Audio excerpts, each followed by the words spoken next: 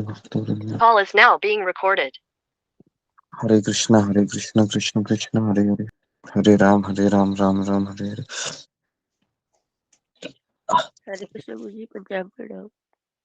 हरे कृष्ण प्रणाम। सभी भक्तों को पंचांग का प्रणाम।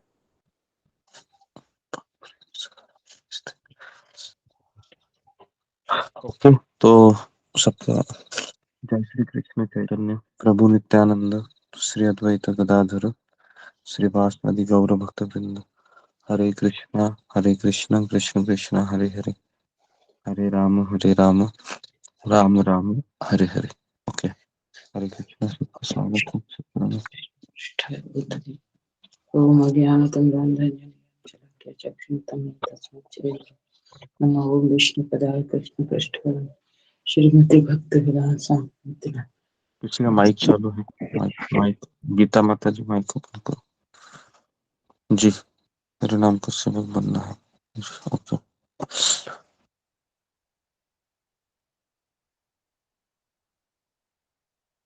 तो कल एकादशी था, तो पूरा दिन हमारा उसी में चला गया, भगवान के नाम में, भगवत गीता में। ओके, क्या बोलना, 300।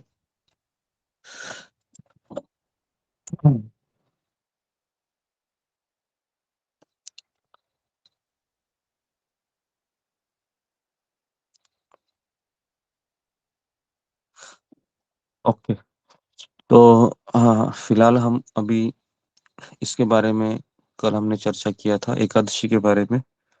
और उसके पहले कल परसों हम मन के बारे में कुछ चीजें बताई थी कि किस तरह से मन हमको ट्रैप करता है। बहुत बार ऐसा होता है कि हमें ऐसा लगता है कि मेरी जो सोच है मन से, वह भगवान की सोच है। तो कई बार ऐसे होता है कि भक्ति में आने के बाद भी हम मन से काफी कार्य करते हैं, और जब जब हम मन से कोई भी कार्य करते हैं और अगर वह शास्त्र, गुरु और गुरु साधु और शास्त्र से सम्मत नहीं है, तो फिर ऐसे बहुत बार होता है कि अ, व्यक्ति है वह उसको गलत दिशा में चला जाता है। तो जब हम भगवान के नाम का जब ध्यान पूर्वक नहीं करते हैं, तो कई सारे भौतिक इच्छाएं भी उसमें निर्माण होती है। किस तरीके से, अगर हम किसान होता है, माली, अगर वह पानी है, वह अगर ध्यान पूर्वक नहीं देता है जड़ में, तो वह पानी ऐसी जगह पर चला जाता है जिससे उसी पौधों के अगल बगल में घास फूस निकलने लगती है। और जैसे वो घास फूस निकलती है, तो सारा पानी वही छीन ले लेती है, और जो अ, मुख्य पीक है वह मुरझा जाता है। तो ध्यान पूर्वक जप करना इसलिए जरूरी है कि हमेशा जप करते समय भगवान से ये कहना है कि हे कृष्ण, हे राधा रानी, हे शिल प्रभुपाद जी, मैं जो भी जप कर रहा हूँ इसका प्रयोजन एक ही है कि मुझे भगवान की सेवा करनी है, मुझे भक्तों की सेवा करना है, मुझे गुरु की सेवा करनी है। यही हमारा प्रयोजन होना चाहिए, और कोई प्रयोजन नहीं होना चाहिए। भले ही आपको जप करते समय, जीवन को जीते समय काफी चीजें आ सकती है, आपके परिवार में कोई समस्या आ सकती है। ये समस्या एक्चुअली कृष्ण ही भेजते हैं कि आपका थोड़ा सा पति के साथ, पत्नी के साथ अनबिन होता है, बच्चों के साथ बच्चा सुनता नहीं है तो परेशानी होती है, ऑफिस में भी बहुत तंग किया जाता है, तो बहुत सारी चीजें होती हैं समस्या। तो कृष्ण ये चेक करते हैं, क्या ये मुझसे ये प्रार्थना करता है कि मुझे इन समस्या से छुटकारा चाहिए। तो कौन मुझे बताएगा, अगर वह समस्या से छुटकारा पाना चाहता है तो वह कौन सी कैटेगरी होगी जी, वो क्या, कौन सी अभिलाषा वो चाहता है। अगर वह दुखों से छुटकारा पाना चाहती है, चाहता है जी, जुम्मा गोलाई माता जी। हरे कृष्णा गुरुजी, पंचांग प्रणाम। वो सकाम भक्ति होगी। सकाम भक्ति भी नहीं बोल सकते उसको, दुखों से छुटकारा पाने का। जी, रीति माता जी, दुखों से हरे कृष्ण छुटकारा गुरुजी, पाने। पंचांग प्रणाम। मेरा भी यही था गुरुजी, सकाम भक्ति ही। टिक्नो मत, ओके। अर्थ कहते मेरा भी यही ठीक है था, हरे कृष्ण। जी। जी, सीमा शर्मा माता जी, सीमा शर्मा। गुरुजी वो आर्त भाव से पुकारता है। हाँ नहीं, लेकिन दुखों से छुटकारा पाना चाहती है वो, क्योंकि वो देखो, आप 16 माला कर रहे हैं ना, इतना तो गारंटेड है कि कृष्ण ने आपका आपका भार अभी ले लिया है। अभी कृष्ण आपको शुद्ध भक्ति देना चाह रहे हैं, लेकिन कृष्ण पहले आपको बोलेंगे, मैं इसको जप करते समय जपा हो गया अब इसका, अभी मैं इसके जीवन में कुछ समस्या डाल देता हूँ। तो ये समस्या के बाद अगर हम कृष्ण से कहते हैं, कृष्ण मुझे इन दुखों से निकालो, मैं और सहन नहीं कर सकती, नहीं कर सकता, तो फिर वह मुक्ति कामी है। क्या, कौन सी कामी है वो? सकाम भक्ति नहीं है वह, मुक्ति। मुक्ति मतलब वो दुखों से छुटकारा पाना चाहता है। जैसे ज्ञानी लोग रहते हैं ना, ज्ञानी लोग क्या बोलते हैं, ये संसार बहुत भयानक है, इस संसार से निकलना है मुझे, ये पति पत्नी बच्चे सारे मेरे पीछे लगे रहते हैं, ये घर एकदम खाने को दौड़ता है मुझे। तो कई लोगों के अभी मुझे फोन आने लगे, ऐसे ही फोन आ रहे हैं, बहुत प्रॉब्लम है, प्रॉब्लम है, प्रॉब्लम है, प्रॉब्लम।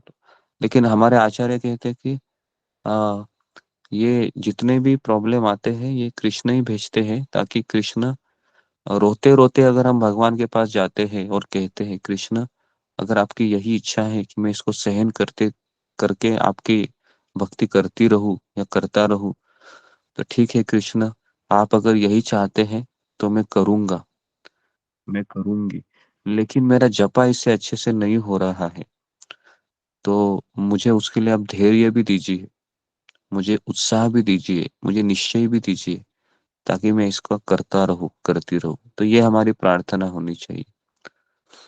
तो एक भक्त एक कथा बता रहे थे रामायण में, वो रामायण की नहीं थी वो अयोध्या गए थे, और प्रभु रामचंद्र का जब जन्मदिन था, रामनवमी था, तो एक साधु है, प्रभु रामचंद्र के जन्मदिन के अवसर पर मंदिर में बहुत रो रहा था, बहुत रो रहा था, बहुत रो रहा था, बहुत रो रहा था। तो हमारे एक भक्त है, इस्कॉन के भक्त, वो गए, वो ये बता रहे थे कि उनको लगा कि इतना क्यों रो रहे हो। तो फिर वो उनके पीछे पीछे गए साधु के, और साधु एक कुटिया में प्रवेश किए। जैसे कुटिया में प्रवेश किए, उस भक्त ने पूछा उनको कि आप इतना क्यों रो रहे हो, क्या आपको भगवान के प्रति प्रेम उत्पन्न हुआ क्या? तो उन्होंने एक ही उत्तर दिया, मैं भगवान से ये प्रार्थना कर रहा था कि और कितने दिन मुझे इसी तरीके से जीना होगा, और कितने दिन मुझे जीना होगा, कब मैं आपके पास आऊंगा, मेरा मन मुझे बहुत परेशान करता है। तो इस तरीके से मैं रोते रोते प्रभु रामचंद्र से मैं प्रार्थना कर रहा था। तो भक्त बता रहे थे कि किस तरीके से भक्त है ना, भगवान के पास कभी ये मांगते नहीं है एक्चुअली, लेकिन हमारा उतना लेवल नहीं है।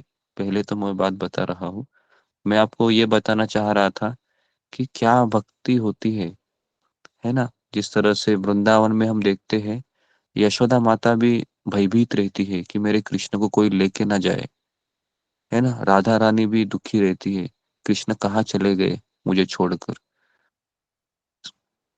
है ना। तो वृंदावन में तो ज्यादा ही दुख है, ऐसे देखा जाएगा तो, क्योंकि हर कोई कृष्ण को लेने के लिए आता है, कृष्ण के ऊपर अटैक होता है, पूतना आती है। आप सोचो, अचानक आकाश मार्ग से कोई ऐसे ही पिशाचिन आ गई आपके घर में, आपके बच्चे को लेके गई अचानक, है ना, 6 दिन का बच्चा है, तो क्या हालत होगा उस माँ का, आप इमेजिन कर सकते हो।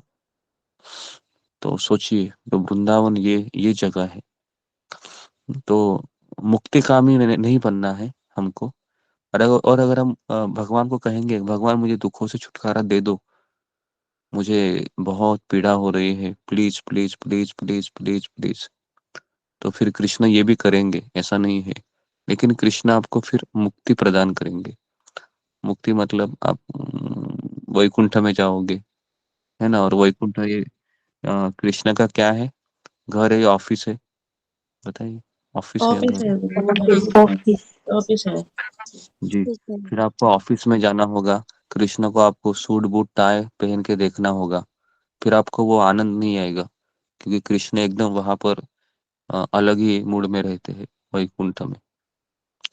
कृष्ण के घर जाना है तो कृष्ण बोलेगा, देखो भाई, मेरे घर आ रहे हो ना, तो मेरे घर में बहुत झमेला रहता है ना, हर समय कुछ ना कुछ होते रहता है। तो सोच लो, समझ में आ रहा है, क्योंकि हर घर में झमेला होता है। तो कृष्ण बोलते हैं, मेरे घर में भी ऐसे ही है। मेरे घर में भी यशोदा मैया, नंद महाराज अच्छे से रहते हैं, है ना, लेकिन कभी कभी प्रॉब्लम होता है। तो क्योंकि वहां पर हमको कृष्ण के साथ नहीं रहना है, भक्तों के साथ रहना है। लेकिन गोलोक वृंदावन में ऐसा कोई चीज नहीं है कि कोई परेशानी है। कहने का तात्पर्य है कि भगवान हमारा देख रहे हैं, हमारी चेतना को, कि किस तरीके से ये वृंदावन चेतना में है या मुक्तिकामी सिद्धिकामी, है ना। तो चैतन्य चरितामृत में एक श्लोक आता है, भुक्तिकामी मुक्तिकामी सिद्धिकामी सकले अशांत, सब अशांत है। सिद्धिकामी भी, मुक्तिकामी और भुक्तिकामी। भुक्ति मतलब भौतिक इच्छा, सिद्धि मतलब कुछ चमत्कार करने की इच्छा थोड़ा सा, और मुक्तिकामी मतलब दुखों से छुटकारा। ये सब अशांत है। अशांत मतलब क्यों अशांत है, कौन बताएगा अशांत क्यों है? ये सब कुछ है, अभी मुक्तिकामी, मुक्ति मिल गया, फिर भी अशांत है। क्यों अशांत है ये, क्या कारण है अशांति का? अशांति का कारण ये है, बहुत वो सिंपल भगवान है। की सेवा नहीं कर रहे। हाँ, भगवान का जब तक सेवा में नहीं जब लगता है, हाँ, भगवान के कथा में नहीं लगता है, सत्संग में नहीं आता है ना, वो हमेशा अशांति रहेगा। क्योंकि आत्मा का स्वभाव है, उसको अच्छा पति भी मिलेगा, है ना, एकदम इतना हैंडसम कि पूछो मत, इतना सब सुनेगा उसका पत्नी का, है ना, फिर भी वो पत्नी दुखी रहेगी। क्यों दुखी रहेगी पता है क्या? क्योंकि आत्मा का स्वभाव ही है, जब तक वो कृष्ण से कनेक्ट नहीं होता है तब तक वो सुखी नहीं रह सकता। तो इसलिए इस संसार में कोई भी चीज मुझे सुखी नहीं कर सकता, इसका हमको गारंटी चाहिए, तब जाके हमको भगवान के नाम का आस्वादन मिलेगा, है ना। नहीं तो हमको भगवान का नाम का आस्वादन नहीं मिलेगा। हमको ये अंदर से कन्विक्शन चाहिए कि संसार का कोई भी व्यक्ति, कोई भी वस्तु मुझे सुखी नहीं बना सकती या नहीं बना सकता। ये हमको गारंटी चाहिए, अंदर से कन्विक्शन चाहिए।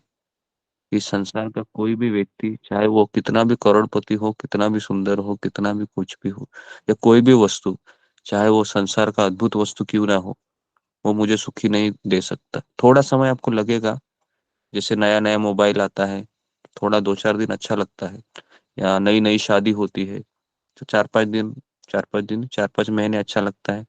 उसके बाद वही फिर बोरिंग लगने लगता है। ये सब चीजें हमको सीखनी चाहिए, तब जाके हमारा नाम जप अच्छा होगा। तो हरि नाम जप करने के लिए एक कन्विक्शन अंदर से चाहिए, इस संसार की कोई भी वस्तु और कोई भी व्यक्ति मुझे सुख प्रदान नहीं कर सकता। ये कन्विक्शन होना ही चाहिए, तभी जाके हम भगवान के नाम का आस्वादन कर सकते हैं। नहीं तो आप बोलोगे, थोड़ा सा मैं भौतिक जगत में भी रहूंगा और सुबह 4 बजे आध्यात्मिक जगत में रहूंगा भक्तों के साथ। तो ऐसा व्यक्ति सबसे दुखी रहता है, क्योंकि ना वो भजन कर पाता है, ना वो मजा कर पाता है, भूत की तरह रहता है बीच में। बराबर, भूत पता है आपको? भूत रहता है, वो कुछ नहीं कर पाता, है ना। तो हम क्या है, हमने इतना सुना है फिलोसॉफी, तो हम मार्केट में भी जाएंगे तो क्या याद आएगा, अरे बाप रे, ये तो भौतिक इच्छा है मेरी। बराबर है। और भक्तों के बीच आएंगे तो क्या याद आएगा आपको? भक्तों के बीच याद आएगा तो आपको समझेगा कि मुझे भगवान के नाम का अभी तक टेस्ट नहीं मिला है, तो अभी मुझे संघर्ष करना है। तो यहाँ पर आपको प्रेम भी नहीं मिला है अभी तक भगवान का, और वहां पर जाओगे भौतिक जगत में, तो वहां पर आप मजा भी करने जाओगे ना, तो मैं दावे के साथ कहता हूँ, अगर आप सत्संग को छोड़कर भी जाओगे ना, तो भी जो जो आपने सुना है यहाँ पर, आपके कान में बजते रहेंगे वो शब्द। कितने लोगों का ऐसा हुआ है जो बाहर जाने के बाद कान में याद आता है सब, अरे ये भौतिक इच्छा है, भौतिक इच्छा है ना। तो इसके लिए आप वहां पर भी मजा नहीं कर पाएंगे, तो बेटर है इधर ही रहिए। ठीक है, ओके। तो मैं यहाँ पर रुकता हूँ, समय ज्यादा हो रहा है। तो इस कन्विक्शन के साथ हमको जब करना है कि संसार में कोई मजा नहीं है, चाहे आपका छोटा बच्चा हो। लेडीज का बच्चे के प्रति ज्यादा अटैच रहता है ना, उसको वो एकदम गुड़िया की तरह नहलाती है, बहुत कुछ करती है। लेकिन वही बेटा जब बड़ा होके उंगली दिखाता है ना, तब उसको बहुत दुख होता है, माँ को। तो उसके लिए इतना हम सुनना चाहिए कि कभी हमको ऐसा, इस संसार का कोई भी व्यक्ति हमें आनंद नहीं दे सकता, कन्विक्शन होना चाहिए। ठीक है, तो मैं यहाँ पर रुकता हूँ। बहुत बहुत धन्यवाद आप सबका। हरे कृष्णा, हरे कृष्णा, कृष्ण कृष्णा हरे हरे, हरे हरे हरे हरे राम, कृष्ण गुरु जी। राम हरे हरे कृष्ण, हरे कृष्ण। हरे कृष्ण कृष्ण गुरु जी, पंचांग प्रणाम, सभी हरे भक्तों कृष्ण को सभी प्रणाम। भक्तों को सत्कार प्रणाम। माता जी। हरे कृष्ण हरे कृष्ण मैं पटना माता जी। हरे कृष्ण हरे कृष्ण सभी भक्तों को पंचांग प्रणाम। हरे कृष्ण। हरे हरे कृष्ण गुरु जी पांचंग प्रणाम। हरे कृष्ण, हरे कृष्ण, हरे।